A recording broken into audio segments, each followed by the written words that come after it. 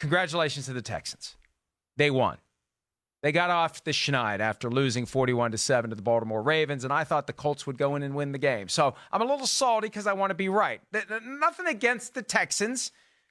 I just thought the Colts would win. So I'd like to be correct, and I'd like to be accurate. And like Colts fans, I'm a little bit upset that there was a moment late in the game that didn't get the attention that it should have. Now, look, I don't want to take away from the Texans' victory, but what's everybody going to be talking about this morning? That's what I need to talk about. And what they're going to be talking about is what happened in the final 3 minutes of the game. For starters, the Colts decide to go for it on 4th and 7 from the Texans' 47.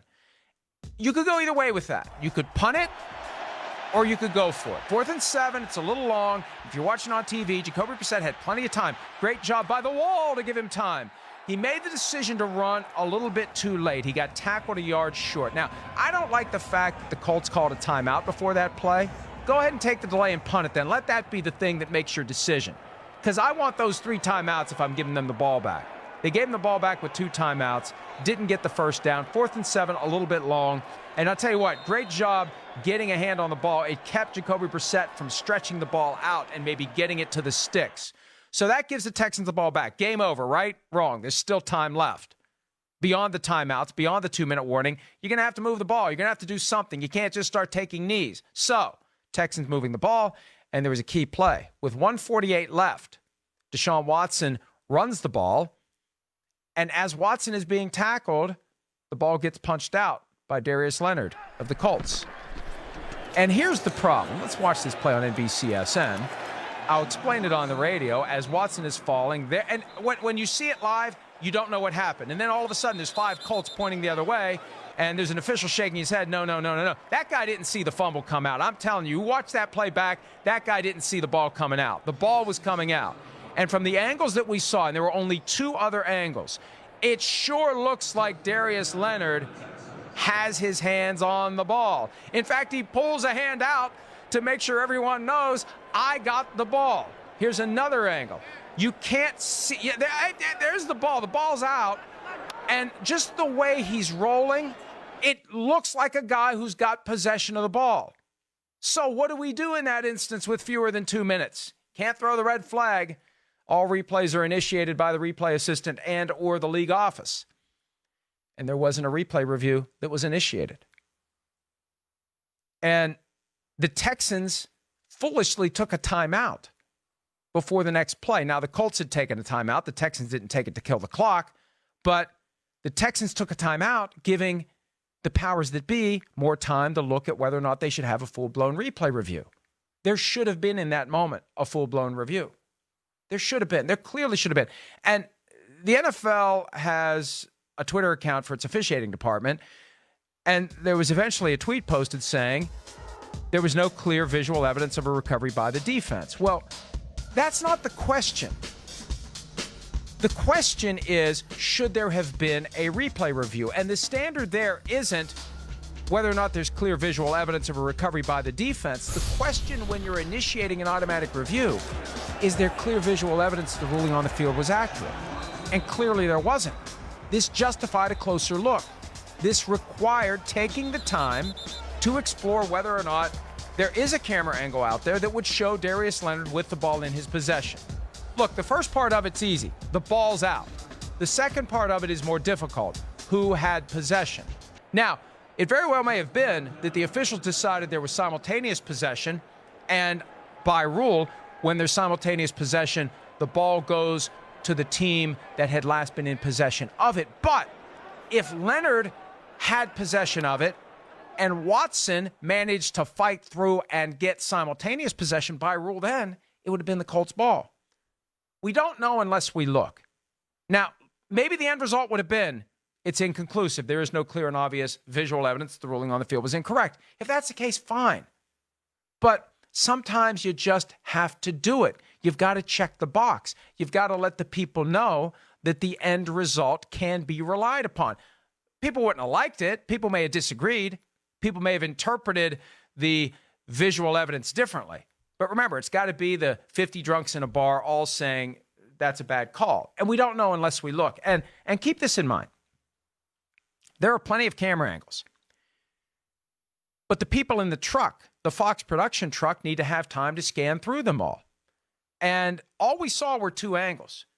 If you do a full-blown replay review, maybe they find some obscure camera that happened to be pointed in a direction where you actually, and this has happened before, where with the benefit of time, you do find an angle that makes it conclusive.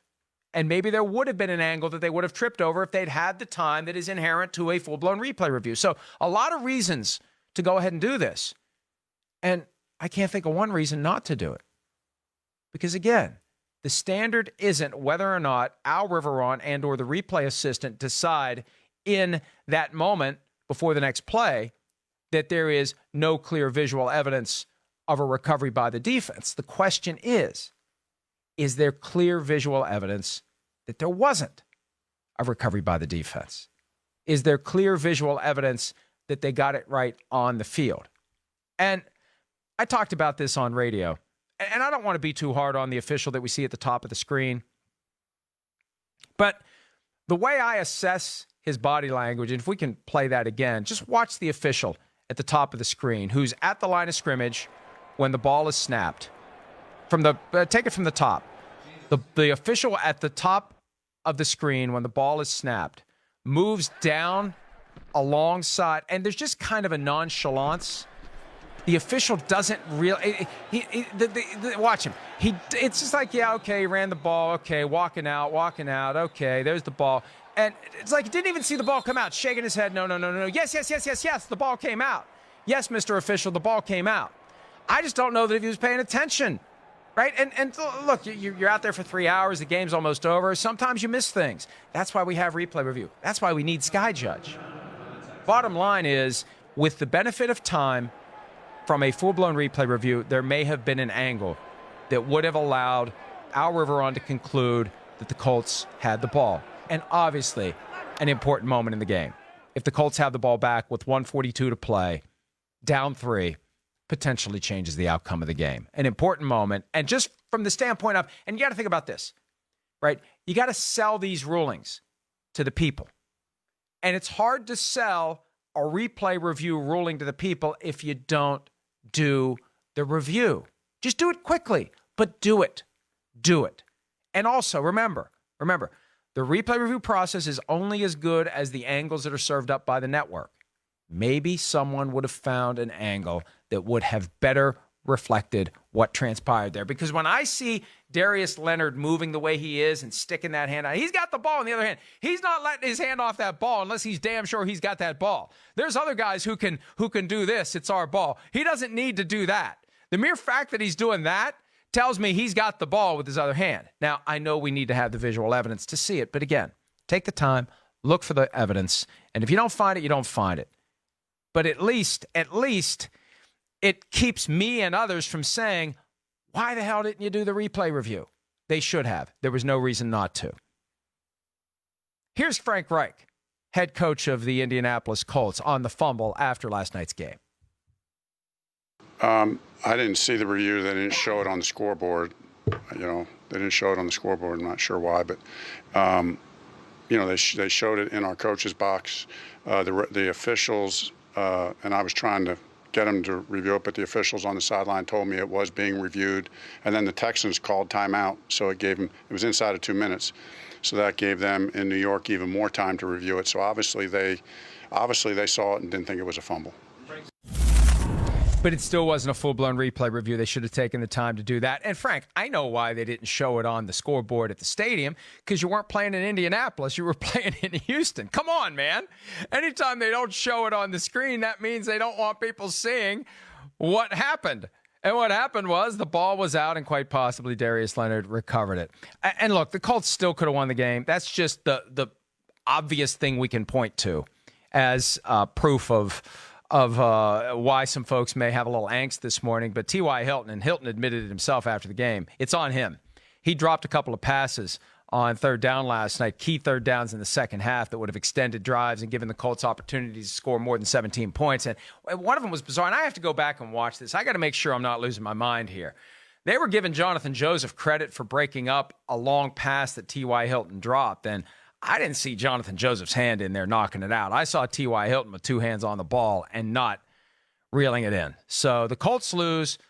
The Texans win. The Titans are lurking, folks. The Titans are lurking. If they run the table, they win the division. But for now, the Houston Texans take over first place in the AFC South at 7-4, and the Colts fall to 6-5.